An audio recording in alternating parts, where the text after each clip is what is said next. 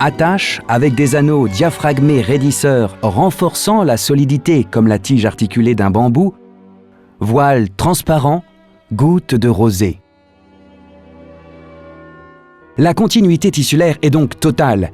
Le mélange est homogène et l'organisation complètement irrégulière, désordonnée fractale, à savoir que l'on trouve entre les grandes fibrilles d'autres plus petites de même nature et ainsi de suite. Il s'agit là d'un véritable chaos fibrillaire.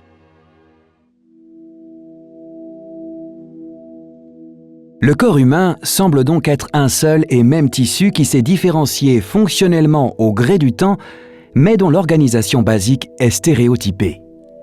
Cette trame organisationnelle, support de vie en équilibre, cependant, ne peut pas être sans règles de fonctionnement. Comment ces structures sont-elles maintenues?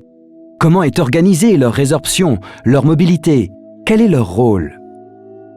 Selon les termes de la mécanique physique, leur organisation semble être celle d'un système dit complexe, stable en recherche d'équilibre, système doté d'une grande capacité de résistance et d'adaptabilité aux changements. Il n'existe pas pour les physiciens et médecins un ensemble offrant une telle cacophonie de mouvements à contretemps sur des échelles allant du microscopique au macroscopique. Mouvements de muscles, de fluides, de fibrilles et de cellules. Nous sommes au contact de la pierre de touche de toute approche de la complexité.